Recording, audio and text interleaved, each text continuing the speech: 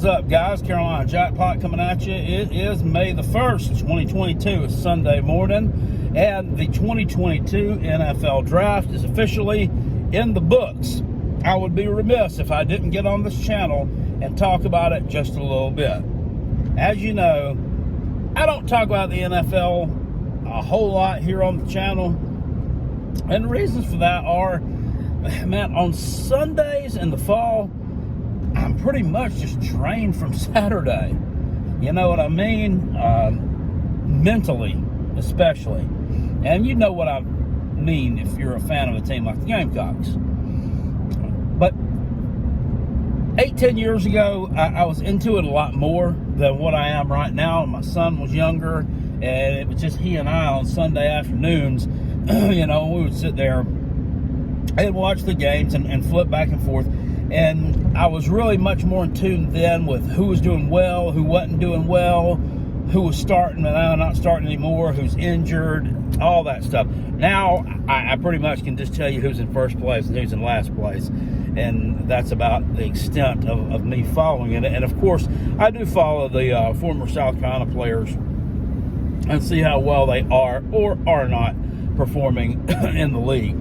So yesterday, at the very end of round 5, the Gamecocks finally get their first pick off the board in defensive end, Kingsley J.J. Enigbare. Now, this young man really balled out in 2020, had a really good season then, and really kind of improved his draft stock display that season. However, he went a lot lower, I think, than most Gamecock fans thought that he would go. At one point in time, this young man was, going into last year, people were talking about this guy being like a late first rounder, early second rounder, if you'll remember. And then before draft day, it was kind of pretty much a consensus that they thought he would go probably late second, early third round. And he's go and go and go. And I just kept watching that. And he kept being listed as like the second best available for like 30 picks in a row. And he finally gets drafted there, the very last pick in round number 5 by the Green Bay Packers. Now, I read a little story about this.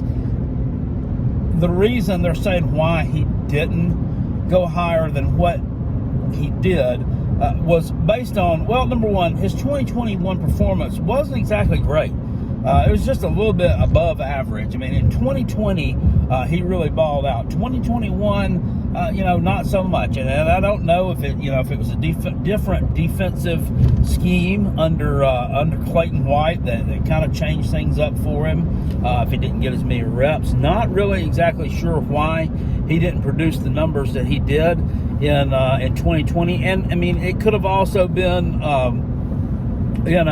just the way the other team's offensive lines were playing him, because they knew what kind of player he was.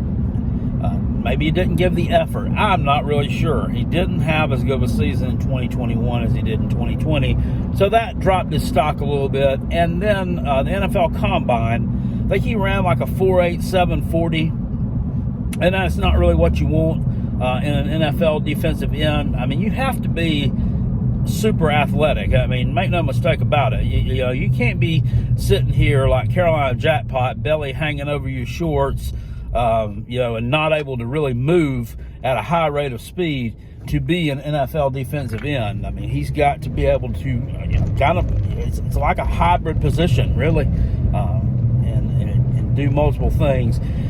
And they said he was kind of stiff in his workout. So hopefully he'll be able to work through that. A lot of really, really good players in the NFL have come from these later rounds. I know that he has the talent. I know that he has the ability. Is he going to work hard enough to overcome that bad showing there? I don't know. We'll see. So then everybody was wanting Kevin Harris, wanting him drafted. He was way down the board there, but surprise, gets picked up in the 6th round, not too long after JJ got picked up at the end of the 5th round. He's going to the New England Patriots. I'm happy for this young man. he had a rough 2021, had back surgery before the year started, which kind of hampered him a little bit. He just didn't look like the same player last year that he looked like in 2020 until the Duke's Mayo Bowl game against the UNC Tar Heels. And then he had his best game of the season by far against them. If you'll look back at 2020, and you'll hear me a lot on this channel, especially last year, I really, really was upset with the offensive line play, and that Kevin Harris led the SEC in rushing in 2020. So I said, how can an offensive line who produced the leading rusher in the SEC in 2020 be this bad in 2021? I just didn't get it. And I blamed a lot of it on the coach, Greg Atkins, coming in to take over for Eric Wolford, who left to go to Kentucky after Will Muschamp's regime was fired. That could have had something to do with it, but to be honest with you, I really don't think that Kevin Harris ever played behind a solid offensive line at South Carolina. In 2020, a lot of the yards that Kevin picked up were Kevin. They weren't the offensive line opening holes for him. They were him.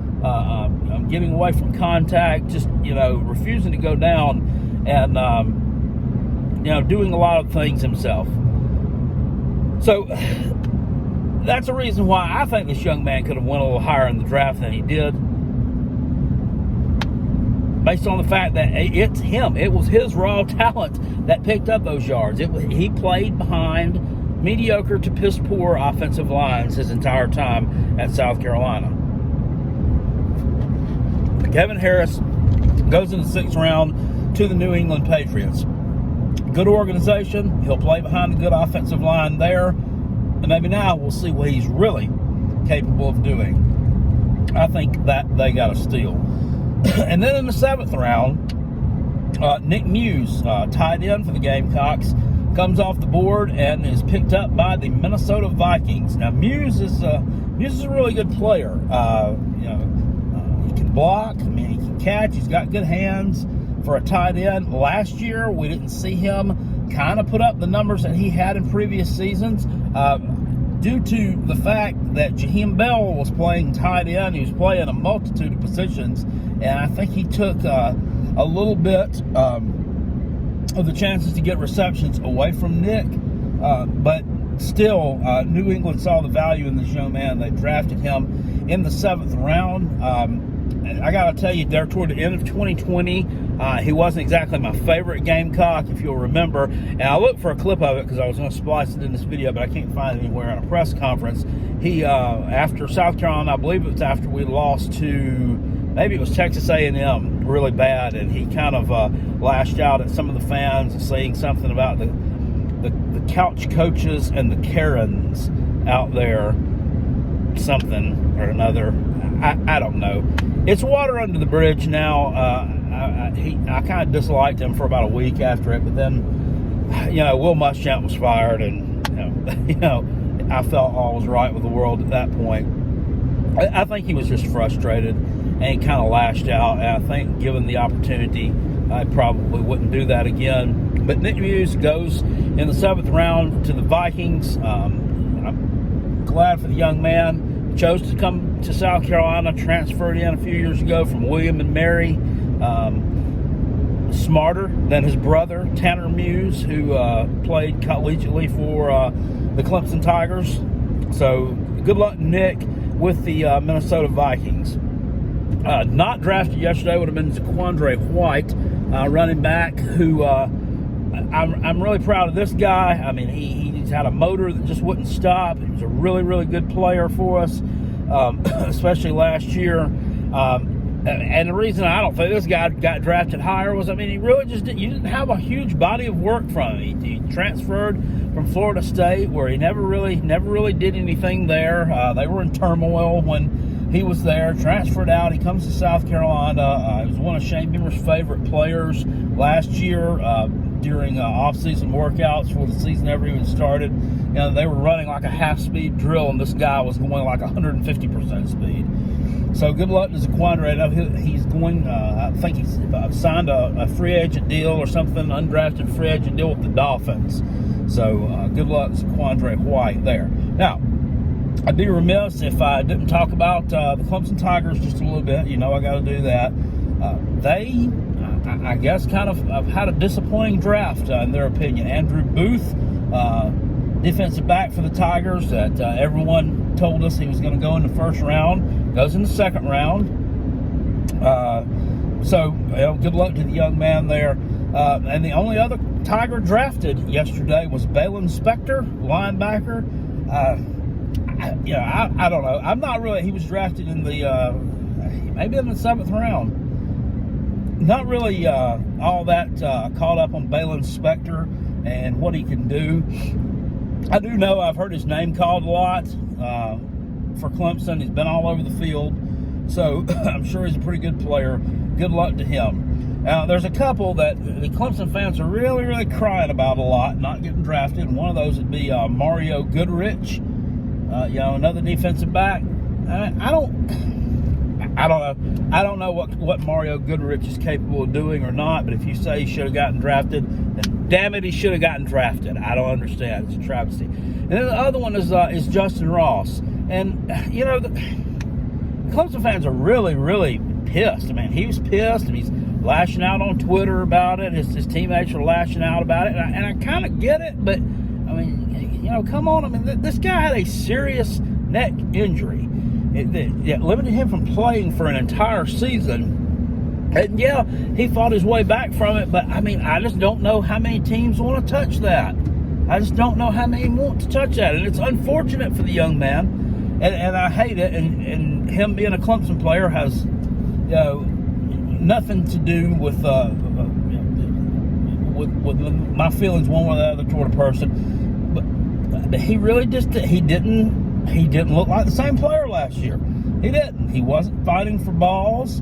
He was just an average Joe out there. One of those freshman receivers, like this Bo with an X, Collins, looked better than him. This other Collins kid, whatever, Daiquiri, whatever his name was,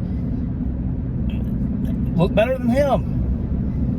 So, I don't know if he was just playing gingerly because of his injury, and maybe it's kind of become a head thing for him. I'm not sure, but he did not look like the same player last year. Hopefully he's able to get picked up somewhere. I do think he's a good athlete. I do think he deserves a chance. But the Clemson fans really were overreacting a little bit about him not getting drafted. I mean, they just should have kind of went into it expecting something like that to happen. Just because these teams, they're just not going to take a chance on you like that if they don't know what they're going to be able to get from you, and if they don't know if you're going to be able to stay healthy and productive. The other one, the famous one whose name I did not see called, would be Mr. Neck Roll, as Uncle Lou calls him, James Starsky, the middle linebacker. And this is, to me, this is unfortunate, okay? Let's just forget that he's a Clemson player. I'm not going to bash him. But that guy was the heart and soul of that defense, especially in the middle of it. I mean, the guy made plays. I mean, he had a motor that wouldn't stop. I mean, he really, really was one that just played hard every play, and it carried over. I mean, he got some targeting penalties. And I think that just goes to, I mean, he was just playing too hard and didn't know when to reel it in a little bit. And you'll see that sometimes with these guys that maybe don't quite have the athletic ability, try to, play outside their ability. And he picked up a couple penalties. But it's sad to see someone that played that hard, that, was that passionate about the game, that's really probably not going to get a chance.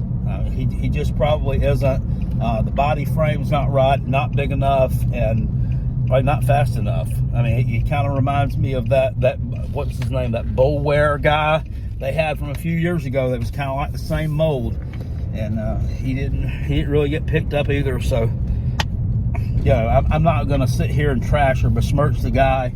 He wanted to be an NFL player, I'm sure. I'm sure it was his dream, wanted to be an NFL player, but unfortunately, I just don't think the cards are there for him to be one. But I don't know. You never know. He could get on to somebody. Stranger things have happened. So, anyway, good luck to all the Gamecocks and the Taters who were drafted yesterday and the day before and the day before that in the NFL draft. I will see you all later. Appreciate you. If you're not subscribed to the channel, if you're new around here, stay true around here. Click the subscribe button, click the notification bell to get the updates and Carolina Jackpot posts and drops new video content. We'll be doing college football all year long. I'll see you all later. Appreciate it. Peace. I'm out. Go Gamecocks and go Coach Beamer. Woo!